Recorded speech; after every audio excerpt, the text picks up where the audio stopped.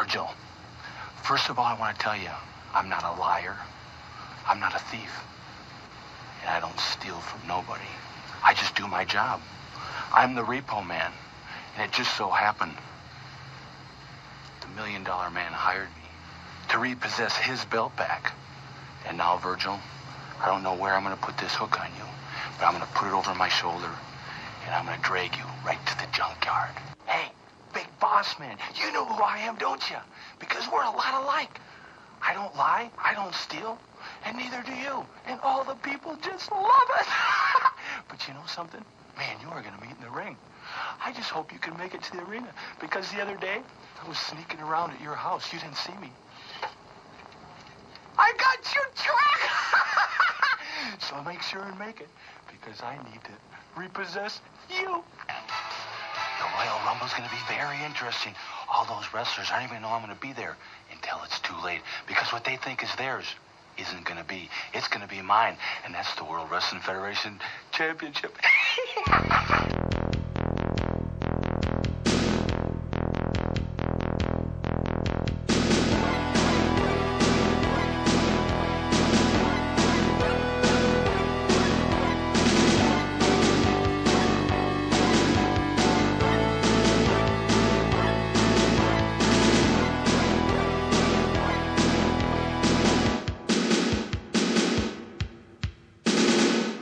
Hola amigos, and welcome to episode 4 of Dro's 1992 Watch and Rank podcast.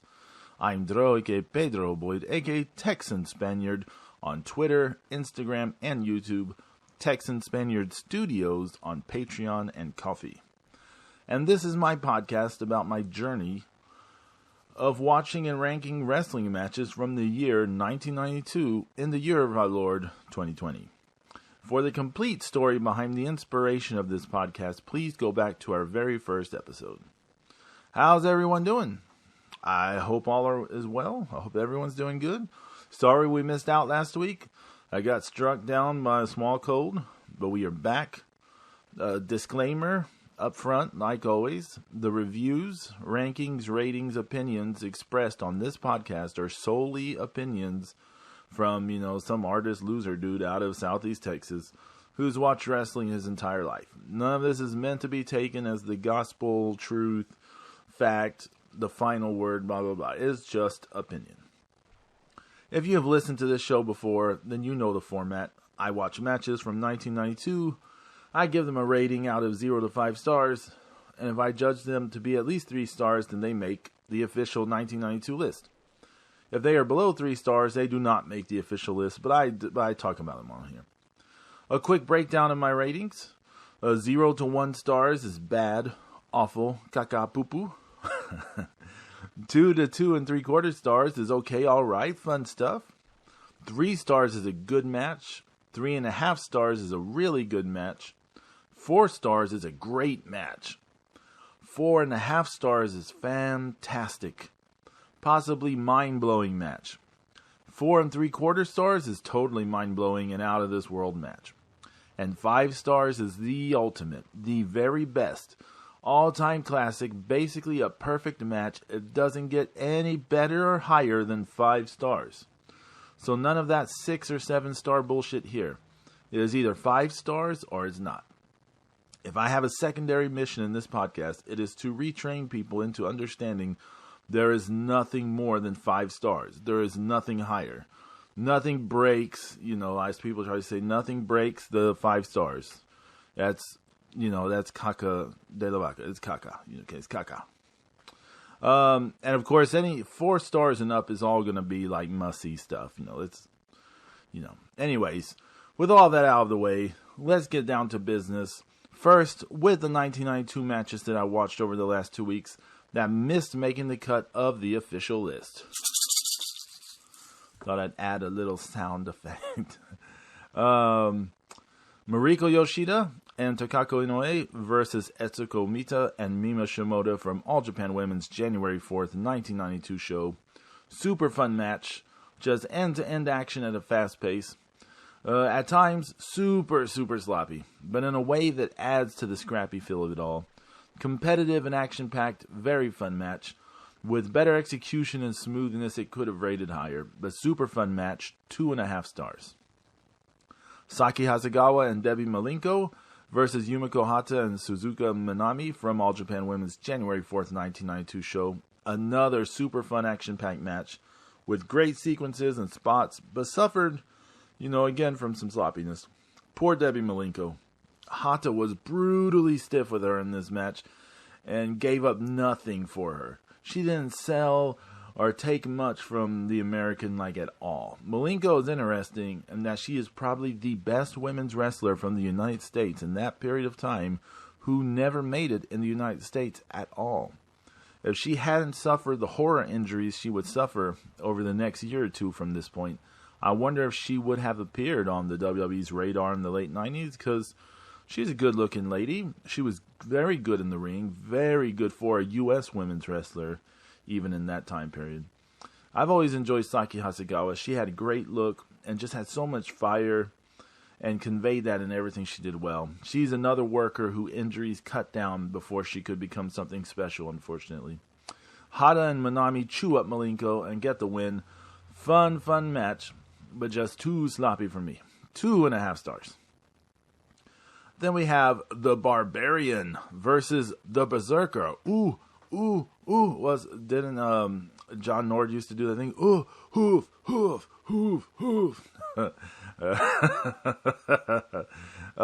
Barbarian versus the Berserker from sometime in January of 1992, WWF television. Mr. Fuji is managing the Berserker, and I guess Barbarian he's like a face for the night. He's not really turned face, but he's a face for the night. It is mostly two big dudes slamming into each other, taking turns knocking the other down after multiple collisions. Then Mr. Fuji getting Barbarian to chase him and get counted out, giving Berserker his favorite kind of victory, i.e. countouts. Fuji and Berserker get out of town while Barbarian breaks Fuji's cane over his head. Pretty meh match, to be honest. 1 star. The Texas Tornado. Kerry Von Erich versus the model Rick Martel from sometime in January of 1992, WWF television. Fun little match. Kerry and Martel had some fun exchanges, and this was kind of scrappy and competitive. Von Erich is giving the model more than he can handle, so Martel sprays him in the face with his cologne to draw the disqualification finish. Nothing out of this world, but it's a fun little TV match. 2 stars. The Macho Man, Randy Savage versus the Barbarian from January 1992 WWF television. This was oddly enough a total squash match. Macho Man went through some spots on Barbarian. Then Barbarian made a tiny comeback, went to the top, leaped off with a splash. Macho moved out of the way, dropped the elbow for the pin. That was it. Total squash. Poor Barbarian. 1 star. And finally, the Macho Man Randy Savage versus the Mighty Hercules from January 1992 WWF television. Repeat what I said about the match versus the Barbarian, but replace the high spot from the top with a running splash and Savage putting the knees up before his elbow drop. Pretty much the exact same match. Total squash. 1 star. So, those were the matches I saw over the last 2 weeks that missed making the official list. Now, it is time for the official list. All the matches listed are at least 3 stars or more. Matches reviewed in the past will just get mentioned, but matches new to the list will get fleshed out reviews. Anyone who's listened to this knows all that stuff. So here we go. Dro's official 1992 Watch and Rank list as of episode 4. Starting off at number 39, the Steiner Brothers versus Fujinami and Iizuka from WCW's Wrestle War 92, reviewed in episode 2. Number 38, Ricky the Dragon Steamboat versus Flying Brian Pillman from WCW's Halloween Havoc, reviewed in episode 3. Number 37, Ultimo Dragon versus Blue Panther from CML's January 31st show 1992, reviewed in episode 1.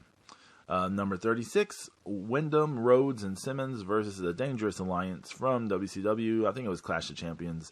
January 21st, 1992, reviewed in episode 2.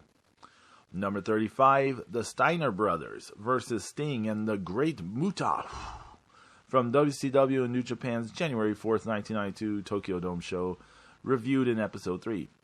Number 34, Ric Flair defending the WWF title against Bret the Hitman Hart from WWF's October 12, 1992 show, reviewed in episode 2.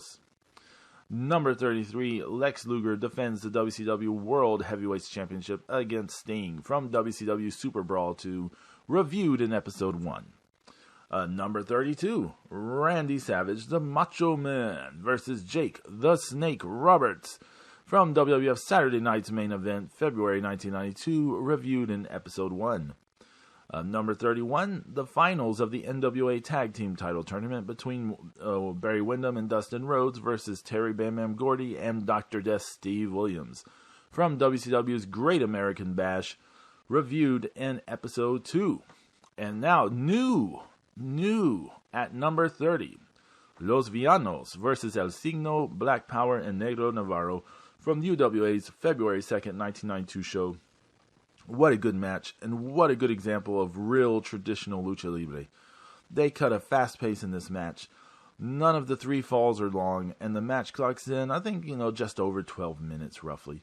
But man, they pack so much into this. Everyone sells, everyone bumps, everyone works hard, and there's not a single flippy, crazy high spot in sight. It's all grappling, strikes, submissions, double team moves. They even work in a little bit of comedy in this. It is a lucha delight. There is a lot of little things like, the Villanos being pinned by 2 guys and trying to get his shoulders up, but he can't because 2 guys are holding him down. That may sound like, a nothing little tidbit, but little things like that add up in terms of the thought that went into making the lucha libre art they are making in the ring. The Rudos win is a pretty good little match. 3 stars. Number 29, Flying Brian Pillman defends the WCW Light Heavyweight title against Scotty Flamingo, a.k.a. Raven, from WCW's Bash at the Beach, reviewed in episode 2. Number 28, Bret the Hitman Hart defends the WWF Intercontinental title against Shawn Michaels in a ladder match from WWF's July 21st, 1992 show, reviewed in episode 2. Number 27, Flying Brian Pillman and Jushin Thunder Liger versus Ricky the Dragon Steamboat and Nikita Koloff from WCW's Great American Bash, reviewed in episode 2. Number 26, Rick Rude, Ravishing Rick Rude defends the WCW United States title against Ricky the Dragon Steamboat from WCW Super Brawl 2, reviewed in episode 1. Number 25, Vader, Big Van Vader versus Nikita Koloff from WCW's Halloween Havoc, reviewed in episode 3.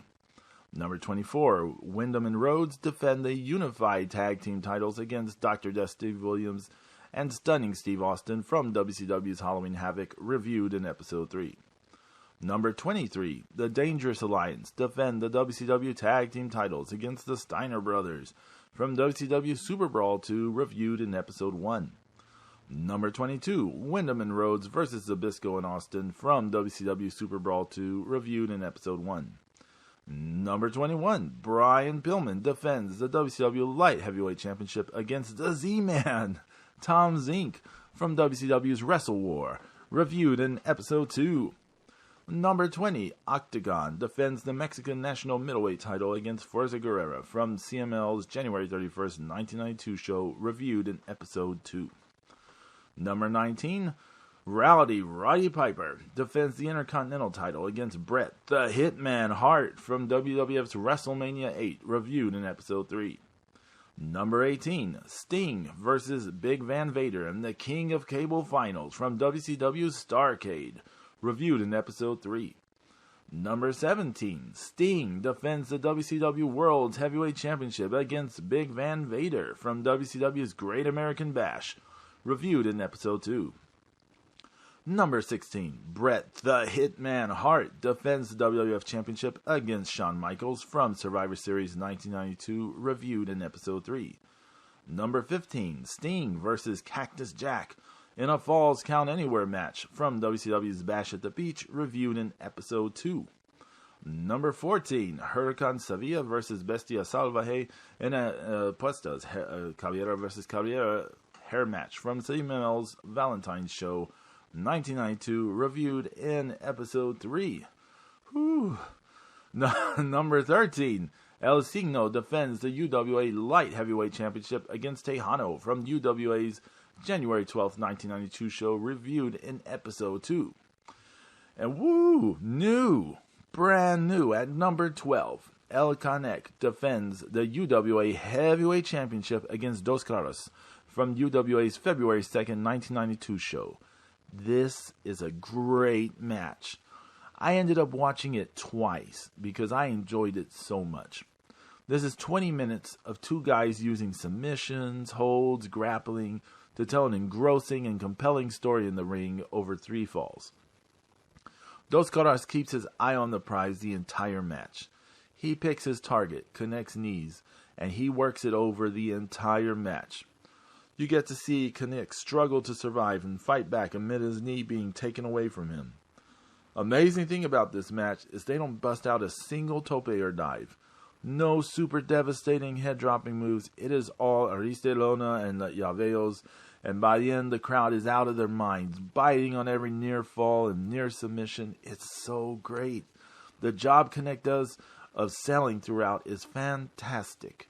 He manages to win one fall, the second, and is via gorilla press backbreaker, and it takes basically everything out of him. He barely is able to do that because his leg is, his knee is gone. The third fall, he is in pure survival mode, while Dos Caras is just coming on strong. Again, never losing that focus throughout the entire match. Without the knees, then Canek can't use his impressive legendary strength, because he has no base to employ his power without his knee. At the end, Caras is just pouring it on. Canek is fumbling, unable to keep up, and a Hurricane Rana roll-up, and the mighty Canek can't use his legs, worn down completely by the limb work. He can't break out. He can't kick out, and Dos Caras wins the UWA Heavyweight Championship. I really, really enjoy this match. I can imagine many would watch this and not find it as exciting as I did, because it's 20 minutes of pure wrestling, no big crazy spots, etc. But to me, it was 20 minutes of storytelling, drama, and traditional lucha libre at some of its best. Great match. 4 stars from me. Number 11. Ric Flair defends the WWF Championship against the Macho Man Randy Savage from WrestleMania 8, reviewed in episode 3. Number 10, the Iron Man match between Ricky the Dragon Steamboat and Ravishing Rick Rude from WCW's Bash at the Beach, reviewed in episode 2. Number 9, the Steiner Brothers defend the WCW Tag Team Championships against Terry Bam Bam Gordy and Dr. Death Steve Williams from WCW's Bash at the Beach, reviewed in episode 2. And another new one, new at number 8, Manami Toyota versus Toshio Yamada from All Japan Women's January 4th, 1992 show. Another great match. For 30 minutes, it is back and forth, all action stuff, pitting Toyota's go, go, go, go style and gazillion suplexes against Yamada's kicks, strikes, and her fighting spirit. Toyota has more firepower to her game, but she also is sloppier and more prone to botches, while Yamada is calmer and grittier. It takes grip to survive the waves of offense that Toyota uses to wash opponents away. But Yamada survives and finds ways to combat back, and it goes on back and forth for 30 hard-fought minutes until the time limit expires. Ding, ding, ding, ding, ding. Toyota isn't having it. She wants 5 more minutes, and Yamada agrees, and so we get 5 more minutes, 5 desperate, urgent-filled minutes, with both ladies lobbing bombs and big moves on one another, and towards the end, the toll of the match is starting to show, but neither one can put the other away, and the 5 minutes comes and goes, and still no winner. So another 5 minutes is added. Holy shit. The urgency is still there, but they are becoming way fatigued, especially Yamada. But both ladies bust out dives, and Yamada is really wiped out after the dives. The rest of the 5 minutes becomes Toshio fighting for her life to just survive, and when it seems her luck has run out, when Toyota's hitting the Japanese Ocean Cyclone Suplex, The time limit expires. Oh my god. Both ladies are spent. Nothing left to give. No more 5 minutes are added. 40 minutes of back and forth top level fighting. Yes, Manami Toyota is sloppy at heck at points, botchy as well, but it is enthralling, compelling stuff, and a great match. 4 stars from me. Number 7, the Pegasus Kid, Chris Benoit, defends the old WWF Light Heavyweight Championship against Viano 3 from UWA's January 26, 1992 show, reviewed in Episode 3. Number 6, Big Van Vader and Bam Bam Bigelow defend the IWGP Tag Team Championships against Keiji Muto and Hiroshi Hase from New Japan's May 1st, 1992 show, reviewed in Episode 1.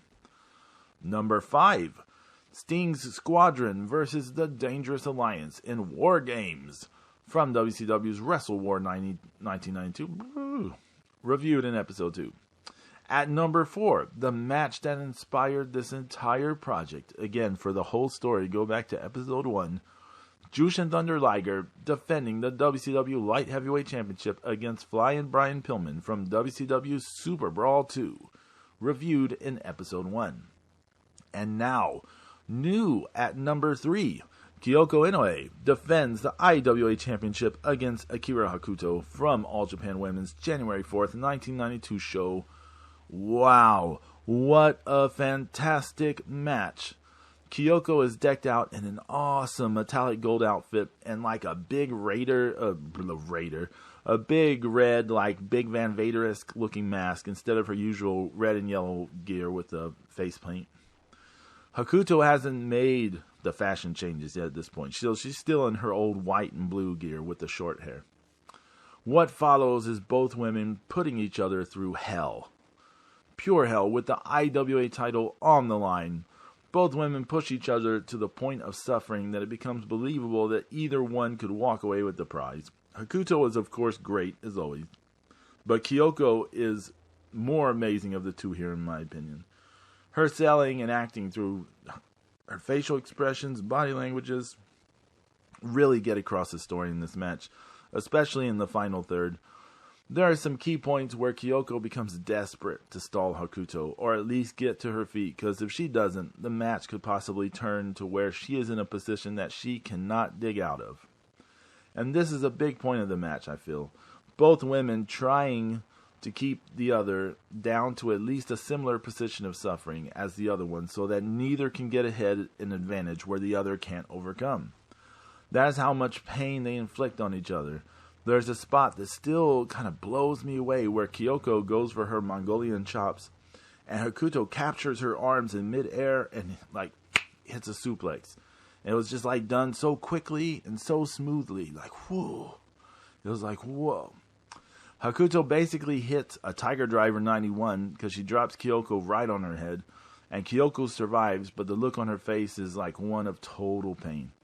Hakuto follows it up with a Gonzo bomb, basically, years before the Gonzo bomb, murdering Kyoko right on top of her head again, and this is it. The match should be done and finished right here. It's over. But Hakuto fucks up. Akira Hakuto fucks up right here. She puts too much of her weight and momentum into the cover on the folded over Kyoko and causes both of them to topple over before the 3 count, inadvertently costing herself the victory and saving Inoue. Kyoko's body language is that of one in immense pain and suffering, but her face shows she knows she just survived because Hakuto fucked up when she was doomed, and the way she manages the next salvo of offense, eating one high spot and avoiding the next, but maintaining her awareness throughout it so she can capitalize on the moment. Oh, so good. Such good little, storytelling bit. Huge sit-down power bomb with everything Kyoko's got follows, and Hakuto's just wiped out. She tries to get her shoulder up, but she just can't do it. She just can't get the shoulder out. Think about this. Imagine you just can't get your shoulder up. You just can't do it. Like you're just like so worn out. You just can't get it up. Oh, and Kyoko survives the war of attrition and retains the IWA title in just a fantastic war for the ages. This is a truly fantastic match. I might get some heat from a friend or two for putting this over some of the matches I'm putting it over, but I do feel this is really, really good. This one will stay with you a while if you watch it, trust me. Fantastic match, 4.5 stars. At number 2, just last week, it was our number 1 match. But we have a new number 1 this week already. Shocker. But at number 2 is Mitsuharu Misawa defending the Triple Crown Championship against Toshiaki Kawada from All Japan Pro Wrestling's October 21st, 1992 show, reviewed in episode 3. And finally, our brand new number 1 match in the 1992 Watch and Rank official list. Doug Furnas and Dan Krafat defending the All Asia Tag Team Championships against Kenta Kobashi and Tsuyoshi Kikuchi from All Japan Pro Wrestling's May 25th, 1992 show. Unbelievable, mind-blowing, holy effing moly match. I remember seeing this in truncated form way back in like 1999 or so during the tape trading days and being just, blown away by what I was watching. Just totally blown away. Decades later, watching the full version off of YouTube, I can say it is even better than I thought back then. Canadians Furnas and Crawford are badasses. 2 juiced up super stud athletes, think Steiner brother level athletes, versus very young Kobashi and Kikuchi with a crowd who are 1,000 and infinity % behind the young Japanese team. Krafat and Furnas don't show much respect to Kobashi and Kikuchi before the match, and both of them try to make them eat their attitude with their hard-hitting offense and fighting spirit. Kobashi in particular becomes a thorn in their side throughout the match because multiple times the Canadians have Kikuchi in just, dire straits, and Kobashi stomps in and saves his partner repeatedly. The crowd heat is beyond nuclear for everything here. This is like World Cup elimination match level crowd heat. So many dramatic near falls, dramatic counters to big moves, dramatic changes in momentum. I was hopping up and down and jumping out of my seat and screaming at my TV. I got so into this. And I've seen this match before decades ago. It comes down to a matter of who will hit the big enough move to put an opponent down in an opportunity when their partner has the other opponent occupied.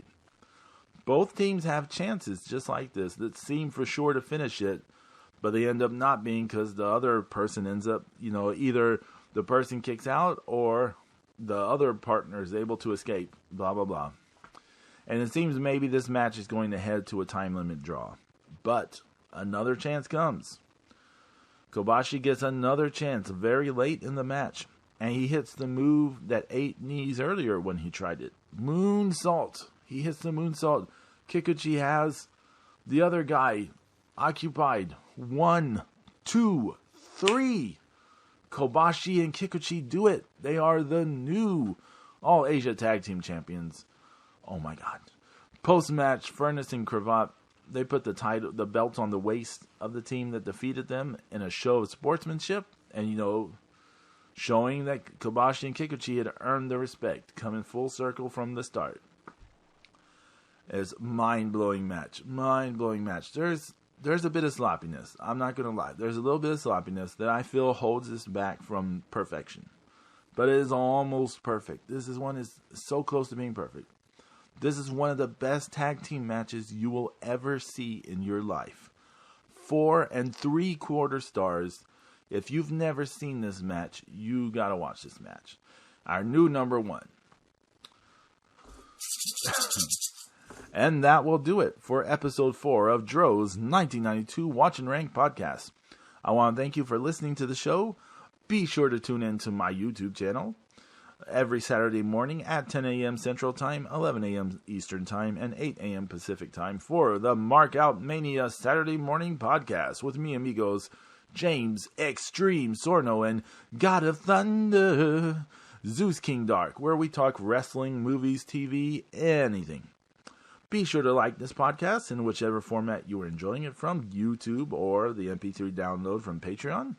And be sure to follow me on YouTube, Twitter, and Instagram.